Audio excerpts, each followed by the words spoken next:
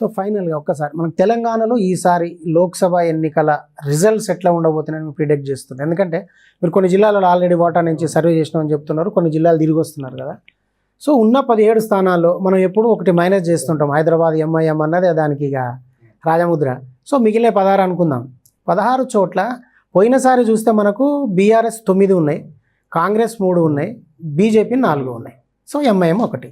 So ఈసారి ఈ అంకెలు ఏమైనా తారుమారు అయిపోయి అసలు బీఆర్ఎస్ పూర్తిగా తుడిచిపెట్టుకుపోయే పరిస్థితి ఉందా? అంటే మీ అంచనా ఏముంది ఈ రాబోయే ఫలితాల మీద ఇప్పటికిప్పుడున్న పరిస్థితులు? హైదరాబాద్ లో కూడా బీజేపీకి ఓట్ షేర్ పెరుగుతుంది. ఓకే, ఓవైసీ మీద వచ్చిన మాధవి లతకి మంచి ఇంప్రెషన్ వస్తుంది. అంటే ఇంతకుముందు దాకా మన ఓటు మనం వేసుకోవాలనే లేని చోట కూడా వాళ్ళు ఫీలింగ్ కల్పిస్తారు. చాలా మన ఓటు మనం వేసుకోవాలని హిందువులలో ముఖ్యంగా బాగా క్యాంపెయిన్ చేస్తున్నారు. కొంతమంది ముస్లింలను కూడా బీజేపీ అట్రాక్ట్ చేయగలుగుతుంది. బీజేపీకి గతంతో పోలిస్తే కొంత ఓట్ పర్సెంటేజ్ పెరుగుతుంది, particularly Hyderabad Lok Sabha constituency. Okay, ఇక మిగతా విషయానికి వస్తే మనకి మీరు చూడండి కరీంనగర్ లో చాలా టఫ్ ఫైట్.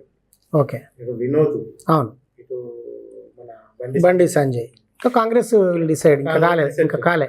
అయితే అట్లాంటి సిచ్యువేషన్ ఎక్కడెక్కడ ఉన్నాయంటే ముఖ్యంగా చేవేళ్లలో రంజిత్ రెడ్డి, విశ్వేశ్వర రెడ్డి భయంకరమైన కొట్ల టఫ్ ఫైట్ ఉంటుంది. అంటే ఇప్పటికిప్పుడు రిజల్ట్ చెప్పే పరిస్థితి కూడా నెక్ టు నెక్ అనుకోవాలి, నెక్ లో అక్కడ నడుస్తుంది. అలాంటి సిచ్యువేషన్ మీరు బీఆర్ఎస్ నన్ను అయిపోయింది, నాగర్ కర్నూల్ అవును ప్రవీణ్ రావటం వల్ల మారిపోయింది. అవును, మల్లు రవి వర్సెస్ ఇది అయిపోతుంది. ఇప్పుడు భరత్ అనేవాడు ఉనికిలో పోతాడు. సో ఇట్లా నియోజకవర్గాలన్నీ కూడా వన్ సైడ్ నుంచి టఫ్ సిచ్యువేషన్ వచ్చేసి మెదక్ కూడా అంతే ఉంది కదా, రఘునందన్ కూడా అంత ఈజీగా తీసిపడేది. ఈవెన్ అక్కడ బీఆర్ఎస్ కి ఎమ్మెల్యేలు ఎక్కువ ఉన్నారు. ఈవెన్ గ్రేటర్ హైదరాబాద్ పరిధిలో 34 నియోజకవర్గాలు, 3 పార్లమెంట్ నియోజకవర్గాల్లో బీఆర్ఎస్ కి అత్యధిక ఎమ్మెల్యేలు ఉన్నా గెలుస్తామన్న గ్యారెంటీ లేదు. అట్లాగే 7 నియోజకవర్గాల్లో కాంగ్రెస్ కి 7 కు 7 ఉన్నా గెలుస్తామన్న గ్యారెంటీ లేదు. బీజేపీ ఓ చోట 3, ఓ చోట 4 అట్లా ఉన్నాయి. అక్కడికంటే కూడా ఏం లేని చోట కూడా ఈ రోజు బీజేపీ గెలుస్తుంది అనే ఒక సిచ్యువేషన్ వాతావరణం వచ్చింది.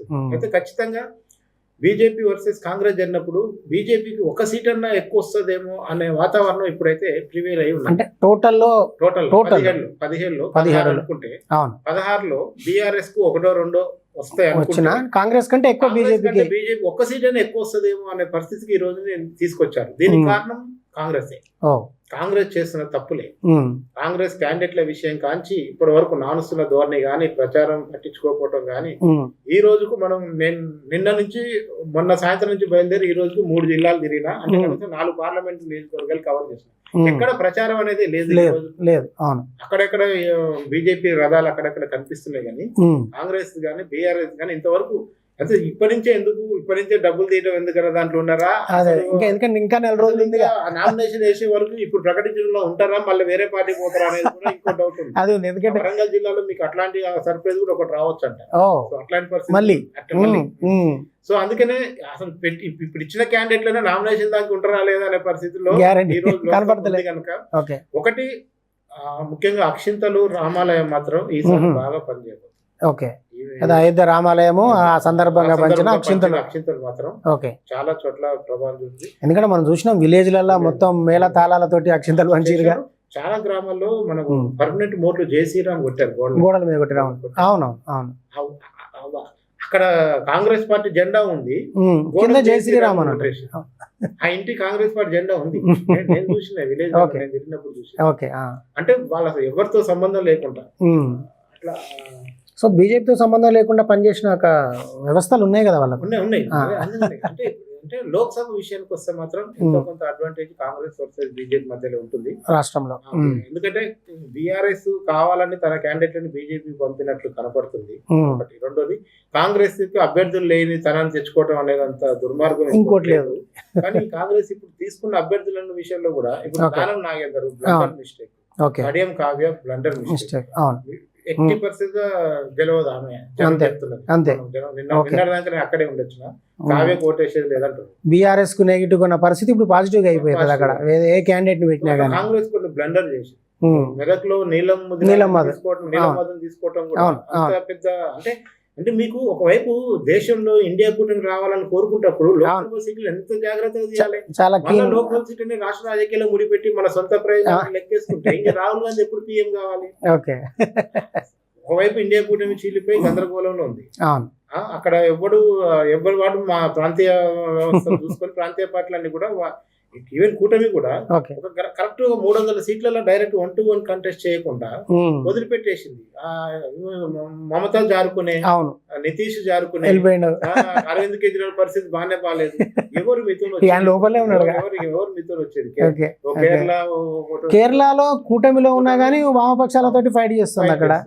ఏ రకంగా చూసినా ఈ రోజు కాంగ్రెస్ పార్టీకి తెలంగాణలో తీసుకున్నది మాత్రం నిజంగా ఒక ఇబ్బందికర పరిస్థితి. కాంగ్రెస్ చాలా ఇబ్బందికరం. ఈ గొడవలు 5-6 సీట్లు గట్టిగా గెలిచి యాక్చువల్ 14 అని చెప్తున్నారు. ఒకప్పుడు ఆ సిచ్యుయేషన్ ఉండే, ఏది తెలంగాణ ఆ సిచ్యుయేషన్ ఉండే. ఈ రోజు అయితే ఆ 14 అనే సినిమా అయితే కనిపించలేదు. బికాస్ ఆఫ్ వీళ్ళు తీసుకున్న కొన్ని నిర్ణయాలు, క్యాండిడేట్ల సెలక్షన్ అది ఇబ్బంది అవుతుంది. ఓకే. సో ఈ రాష్ట్రంలో పోటీ మాత్రం ఈ రెండు పార్టీల మధ్యనే ఉండబోతుంది, BJP versus BRS. Prashant Kishor అన్నట్టు బీజేపీ ఫస్ట్ పొజిషన్ లోకి వచ్చే అవకాశం అనిపిస్తుందా? సిచ్యువేషన్ చూస్తే బీఆర్ఎస్ ఏమనుకుందంటే మనం గెలవము, అట్లా కాంగ్రెస్ కి ఎందుకు ఇవ్వాలి, అదేదో పోనీ బీజేపీ గెలవాలి, కేంద్రంలో మనతో మంచి సంబంధాలు ఉంటాయి, మన వాళ్ళని అరెస్ట్ చేయకుండా ఉంటారు కదా, తొందరగా బెయిల్ వస్తుంది, పోనీ 4 బీజేపీ. సో బీఆర్ఎస్ బీజేపీకి సైడ్ ఇచ్చే అవకాశాలు కనిపిస్తున్నాయి, కనబడుతుంది. ఇంకా ప్రైవేట్ టాక్స్ లో జరుగుతుంది ఏంటంటే, నువ్వు ఈ పార్లమెంట్ ఎన్నికల్లో పెద్ద ఏం లైట్ తీసుకో, ఉండు, నా మాత్రం పెట్టుండు, నువ్వు ఏమైనా ఎక్కువ టైట్ చేస్తే ఇలా బెయిల్ లేట్ అవుతుంది అక్కడ ఉంది. అందుకనే కేసీఆర్ కూడా ఈ ఎన్నికల్ని సోసోగానే చూస్తారు. కొట్లాట 2 పార్టీల మధ్యనే ఉంటది. రేపు ఇంకా ఈ ఫోన్ ట్యాపింగ్ ఇట్లాంటి విషయాలు ఇంకా పెరుగుతున్నాయి.